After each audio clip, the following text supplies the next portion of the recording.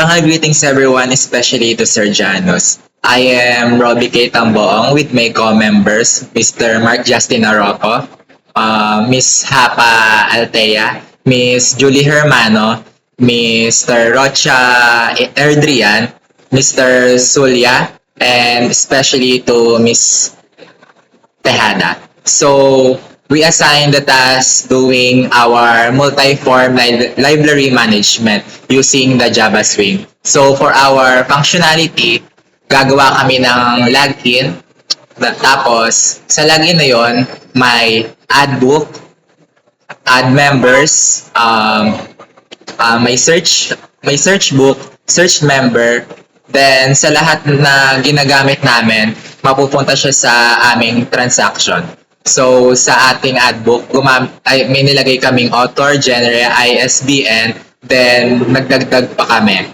So sa susunod naman sa ating search member, may kung ano yung ID nila ay yung mas search nila. So makikita natin sa mga susunod na video na clips kung paano ina-explain ang ating mga functionality. So, may I call on Mr. Arroco to discuss our login.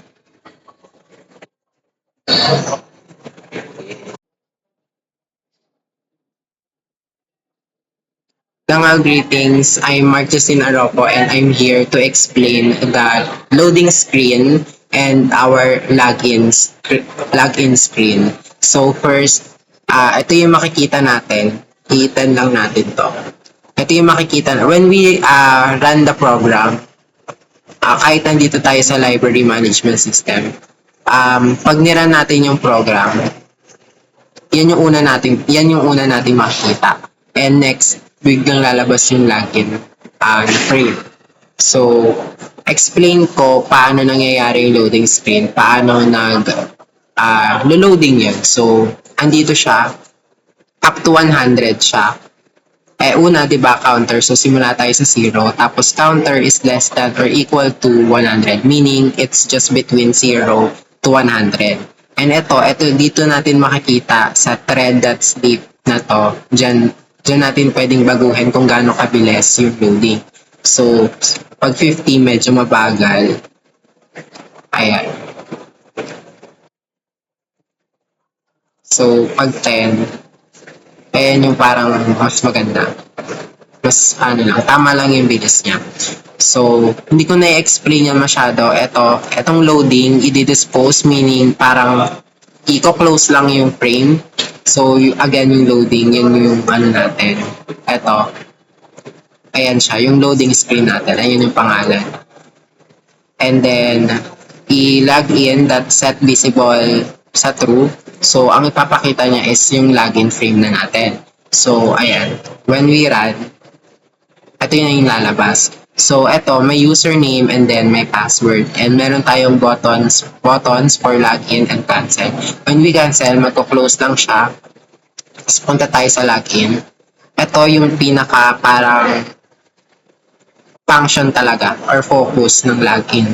So, kapag kinlik natin yung button na login, ito siya. Ito, login. Diyan natin makikita dito sa part na to or action perform or action listener. Diyan natin nilagyan ng if-else statement. So, andyan yung function. Kapag yung txt username or yung text field for username ay equals sa admin and then same with password, admin din yung pangalan. Papasok tayo sa if statement na to, meaning yung pag ito true to, papasok tayo sa if statement na to. So, magsasabi, J option pane, sasabihin niya successfully logged in, and then set visible to false. Kumbaga, yung frame na to, or yung login frame na to, is mawawala. False. Hindi na natin siya makikita. So, eto merong ditong instantiation ng library management system natin or pwede natin siyang tawagin yung mainframe natin. So, yun yung lalabas. Kapag equal sa admin yung username and yung password. Else, meaning ano yung mag-execute na function if mali itong if statement natin. So, ayan, maglalabas siya ng invalid username or password. Tapos, parang txt username set text to null, meaning parang i-clear niya lang. Kumbaga, walang laman. Tapos, request focus, yung parang doon tayo magta-type sa username. Ayan. Kapag nag-click, kunyari naglagay tayo, ayan, ng random lang, and then nag-login tayo, invalid username, and then mag-clear. Ayan, di ba? And then dito yung focus. So, that's the login account. And also the loading screen. Hello everyone, dito ako ngayon para ipaliwanag ang create menu panel. So, makikita nyo dito, meron akong nilagay na apat na total books, total members, total borrow books, and total return books. So, paano ba nagkakalaman to? Magkakalaman lang to kapag nag-add ng books or kung ilan yung books dun sa add books, tapos ganun din sa may total members at ganun din sa iba sa borrow books and return books. So, makita nyo dito, nagawa ko ng jPanel main menu panel. So, ang background nito, makikita nyo dito sa sa design ay color white, and masyado siyang blue ganun. Tapos ito yung kanina na total number of books. So, mag-add yan, mag-i-increase yan kapag nag-add ka ng books at nag-add ka ng member, ganun din sa borrow and return. Tapos dito ganun din, mga background title panel, number of books panel, ayun nga yung kanina. Ito siya. Tapos gumamit ako ng jPanel para paglalagyan ng total number of books, at gumamit din ako ng image icon para sa magandang features or design ng aming library management system. So, nakikita nyo dito sa may dashboard, sa may side panel, gumawa ko ng side panel dito para paglagyan ng navigation ng aming library management system. So, meron ako nilagay dito na add book, add member, borrow book, return book, search member, and transaction log. So, magpa-function yan kapag kinilik ko to, mapupunta ako dito sa add book, at ganoon din dito sa sa iba. Ito yung sa title panel. Dito ko nilagay sa taas yung title nung ginawa naming applications or GUI. Tapos naglagay ako dito ng logout kasi before lumabas to, merong nakalagay, merong pop-up up na the progress bar, at after nun maglalagin ka bago ka makapasok dito sa main menu. So, papakita ko sa inyo yung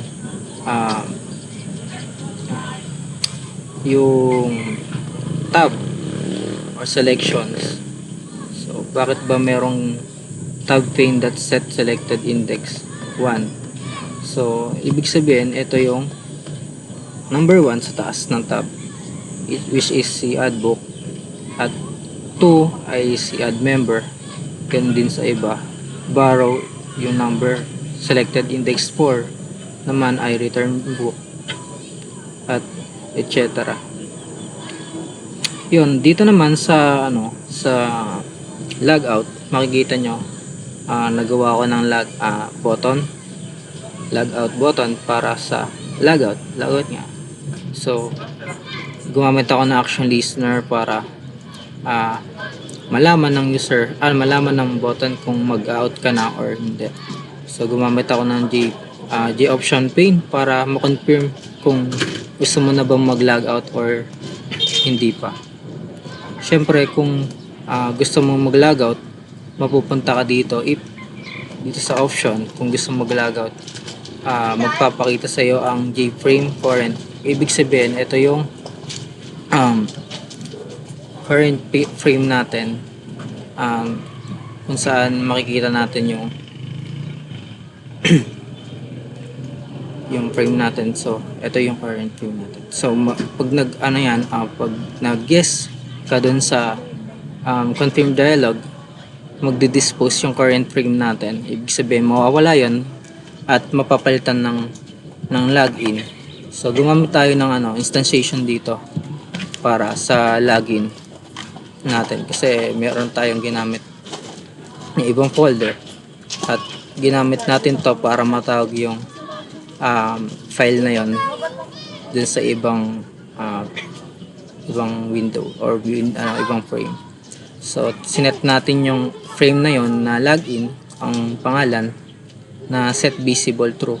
So kapag nag-yes ka, madi-dispose nga, mawawala at magpapakita naman si login.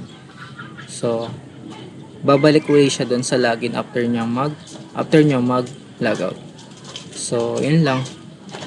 At yung iba dito ay puro design na. Gumamit kami ng mga Tahoma, font. Yan. Tapos dito, paano ba namin nafu-full yung window kasama yung mismong content pane. So gumamit ako dito ng isang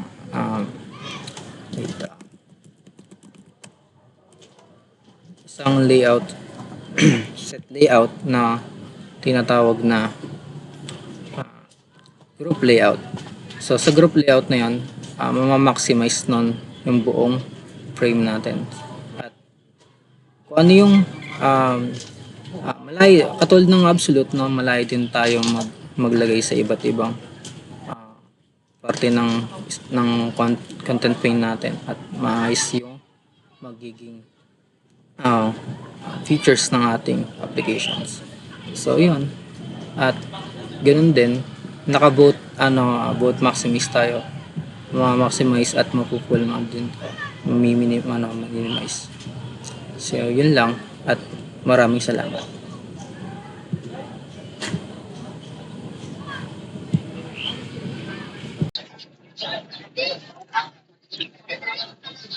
So, dangal greetings everyone. Ang i-explain ko naman ngayon is yung ating ad book. So, sa ating first step is mag-get text lang tayo ng ating title, author, genre, and ISBN. Then, if availability yung ating checkbox, if available or not available. Then, dito naman yung ating format ng ating month, day, and year sa ating calendar. Then, ang sumunod naman is yung ating time, which is may nakalagay na doon na AM and PM. So, ito na siya. Dito na siya mag-get value. So, dito naman, if yung title, author, genre, ISBN, tas hindi siya naka-checkbox, maglalagay siya ng error message na please fill all fields to proceed. Then, dito naman, if yung ating title is invalid, need kasi nung title na maging may then dito naman sa ating author, mag-show error message rin siya na invalid author. Then author name should contain alphabetical character only. If naglagay yung user ng mga number, mag-show error naman siya. Then sa ISBN, only 10 to 13 digits lang. Pag 9 digits, mag-error message ulit. Then pag lumagpas naman ng 14 digits, mag-error ulit. Then pag niran natin siya, so muna yung ating loading screen, then yung ating login.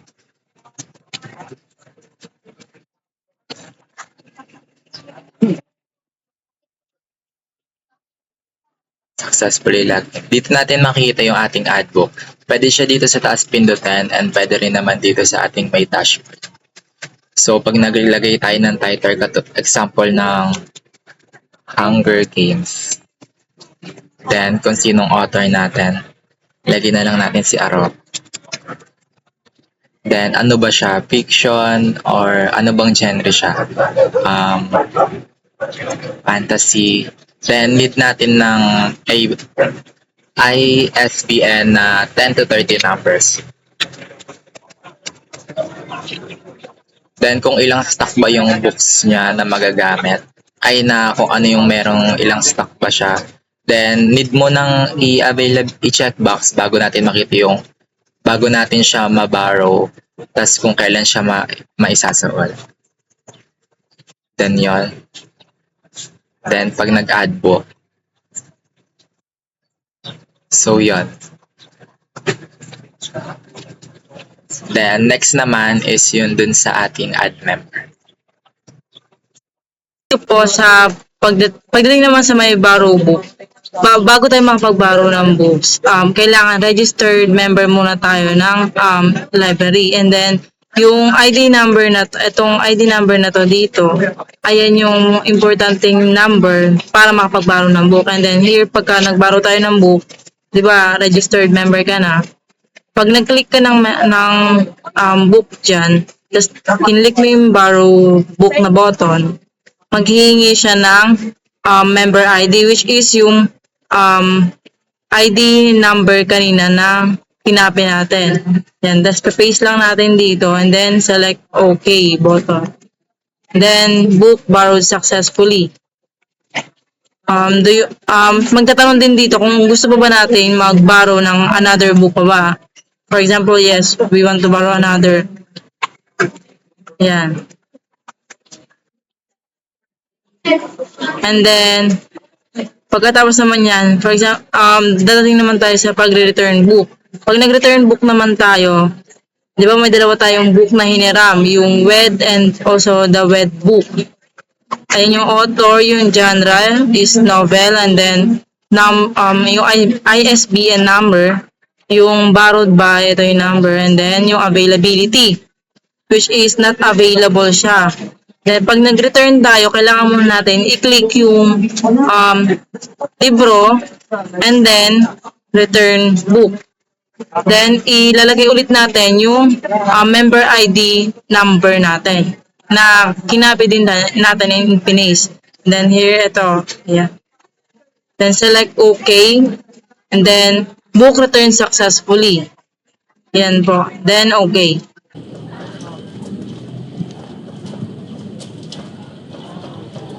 Good day everyone, my name is Adrian Rocha and I'm explaining the add member method.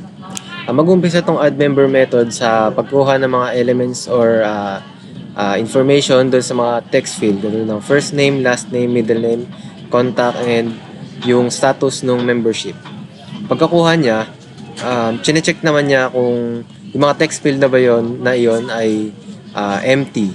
Kunyari, yung text field ng first name, yung last name, middle name, and contact, kung empty sila, nilalabas sa J option pane na please fill in all fields to proceed. Yun. And mapupunta naman ulit siya sa if statement ulit. Tapos sa mga if statement na ito, yung first name, last name, and middle name, tas contact, sinecheck niya kung valid ba yon, yung mga in-input ng user doon sa text field na yon. Next, magge-generate na siya ng automatic member ID. So, dito sa string member ID is equals to generate member ID. Tinatawag niya dyan yung generate member ID na i-explain ko mamaya kung ano yung function niya. Pagkatapos nun, i-add na niya yung mga information ng user dun sa member table model. Next, LBL member counter. And dito, i-update niya yung count ng members na nag-add doon sa may add member. Then, pagkatapos ng pag-fill up ng add member, i-clear niya lahat ng fields. Yan. Then, ito explain ko na yung generate member ID. Yung generate member ID, mag-umpisa siya sa pag-declare ng random equals new random. Then may while loop dito. Tapos basically ang ibig sabihin niyan, magge-generate dapat yung computer ng 7-digit na number. And magre-return siya ng random member ID dito sa add member ID, which is ito yan. Yan. Next, sa update member naman, mag-uumpisa yung update member method, mag-uumpisa siya sa kukunin niya yung index ng selected row in a member table. And ilalagay niya dito sa selected row na pangalan. Yan. Tapos if condition ulit na selected row is equals to 1 para chine-check niya dan kung yung row is selected na ba. Then may lalabas sa J option kung error yung message or kung walang row na na-select. May lalabas sa J option pane na message, please select a member to update. Pag na-check na niya is pupunta ulit siya sa if condition. Yung sa loob nito is has unreturned books string member table model that get value at selected row 0. And dyan, chine-check kung yung member na ba yon is nakapag-borrow ng books and kung hindi pa siya nakapag-return. At kung nakahiram na siya ng book tapos hindi pa siya nakapag-return, hindi siya makapag-update ng information. Then, dito naman sa int response is equals to J option pane show confirm dialog this, are you sure you want to update this row? Dyan, basically sinasabi na kung sure ba yung user na i-update niya yung information niya. And kung yes, magre-return siya and mag-update na yung information ng user. And dito, basically, ginagawa dyan, kinukuha niya yung updated na information ng user and chine-check niya ulit kung empty, tapos chine-check niya ulit kung valid, tapos yun, nilalagay na niya ulit sa member table model. And sa huli, nilalabas sa J option pane na may nakalagay na member updated successfully. Next, yung deleted member method naman is ginagawa nito, siya yung nagde-delete ng information ng user. And mag-umpita siya sa int selected row is equals to member table that get selected row. Yung kinukuha niya ulit kung ano yung naka-select na row. Then kung nakita niya na may selected row or kung wala siyang nakita na selected row, may lalabas ulit siya na please select a member to delete. Then tapos ang kasunod doon, chine-check niya ulit or kino-confirm ulit nung program kung sure ba yung user na i-delete niya yung information niya or yung pag-add niya nung kanyang information sa table. Then kung yes, yun, di-delete niya. And member deleted successfully. And then sa search member naman,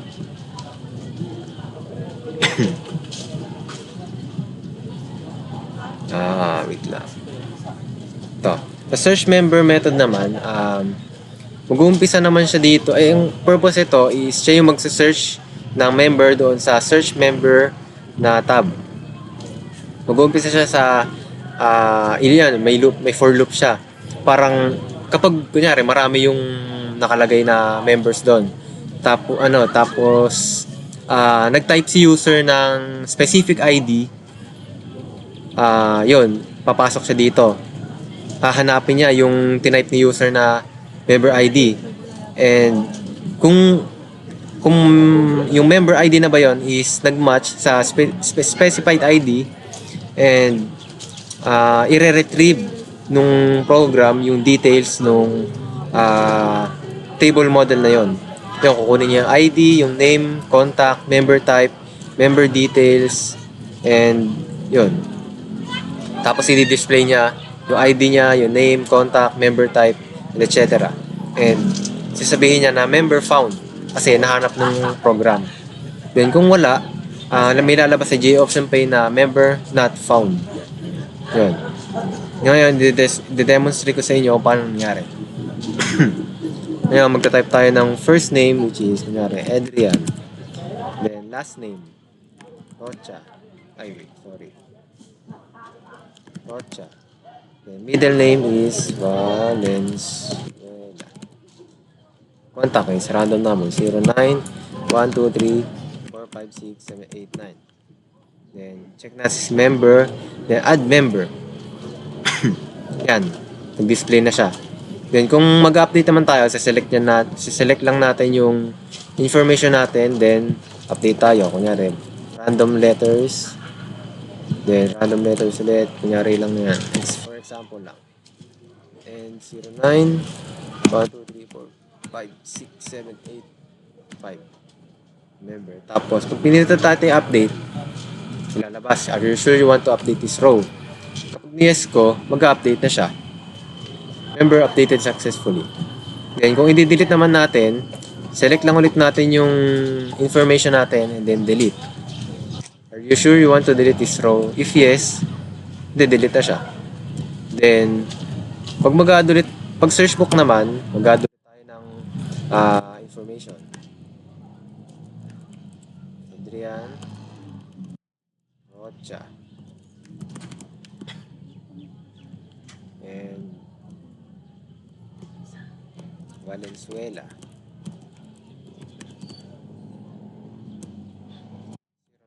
1, 2, 3, 4, 5, 6, 7, 8, 9. Add member. Yan. Ang ID ko is 322-2029. Pag pinili ko sa search book, tapos tinay ko dito yung ID ko na yan, 322. Okay, copy na lang natin.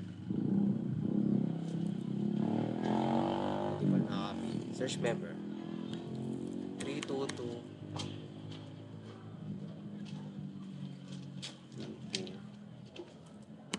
2029.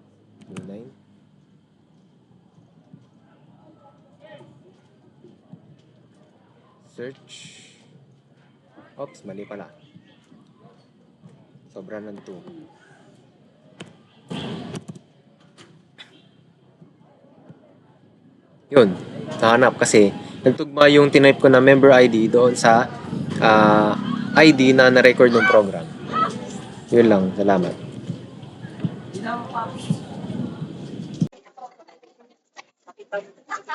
So, sa previous video po namin is yung user po is nag-enter na po siya ng ID, last name, first name, middle name, and contact membership. So, hanapin na po natin yung ID niya. 475 24 246 246. So, kapag mali po yung na-enter mong ID is mag-error siya, member not found. So, ulit. 4756824. Tapos search natin. Tapos ayan na po yung kalalabas. Makikita nyo na po yung mga input niya, contact numbers, member, and po, ID.